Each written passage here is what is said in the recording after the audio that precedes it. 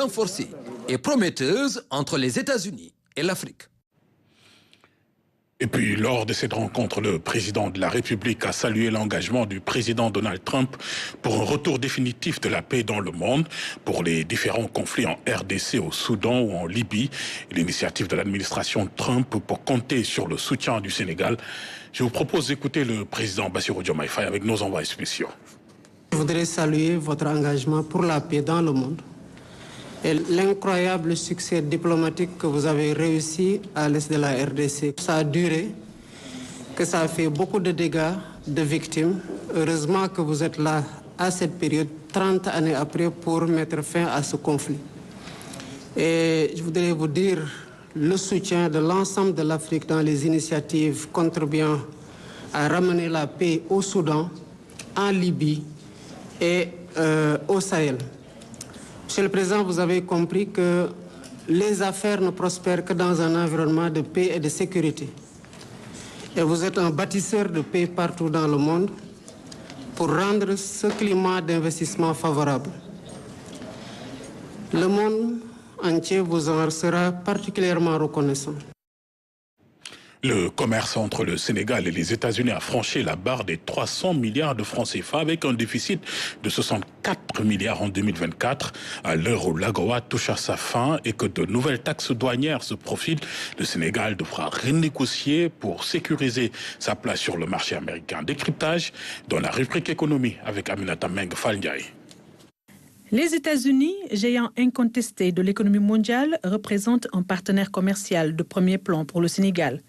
En 2024, le volume des échanges entre les deux pays dépasse les 300 milliards de francs CFA, témoignant d'une progression constante depuis plusieurs années. Toutefois, malgré cette dynamique positive, la balance commerciale demeure déficitaire pour le Sénégal.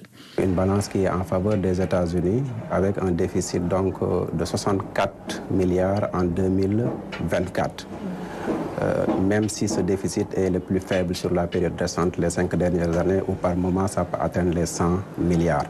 Et les exportations sont évaluées à hauteur de 133 milliards environ, pour des importations qui avoisinent les 200 milliards.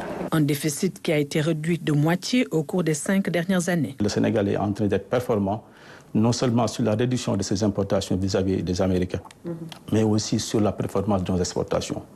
Nous avons constaté que sur nos importations en matière de combustible, surtout de pétrole, celles-ci ont tendance à diminuer. Presque en 2022, 2023, 2024, ces importations sur le pétrole ont commencé à diminuer. Est-ce que même ça quand même s'explique? Ouais.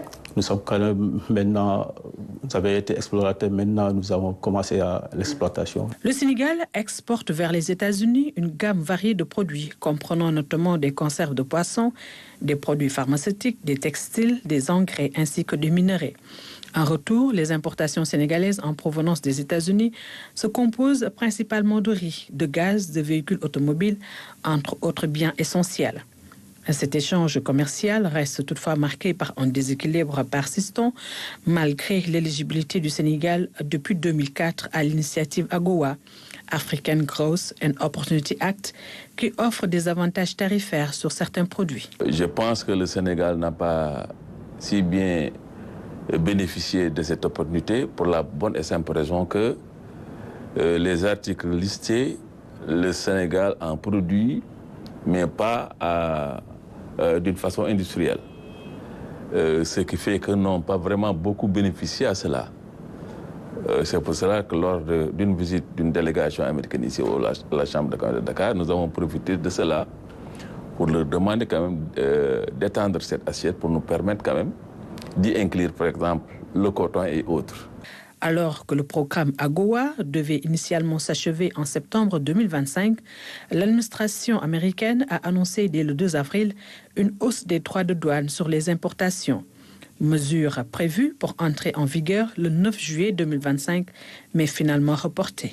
Jusqu'à présent, le Sénégal exportait soit sous trois régimes tarifaires. Soit c'est sur l'AGOA, 0% de tarif, soit c'est sur le régime, sur le système généralisé de préférence, 0% aussi, soit aussi sur la clause de la nation la plus favorisée, c'est au maximum 3,3%. Maintenant, si on passe de 0% ou 3,3% à 10%, ce sera énorme. Ouais. C'est énorme pour des entreprises qui ont déjà réalisé des performances quand même exceptionnelles sur le marché américain. Parce que c'est un marché très difficile. Ouais. Très difficile d'accès, un marché exigeant. Face à la fin imminente de l'AGOA et à la perspective de nouvelles barrières tarifaires, le gouvernement sénégalais est désormais confronté à un défi majeur, négocier des accords commerciaux adaptés afin de mieux exploiter les opportunités offertes par le marché américain. Économie toujours.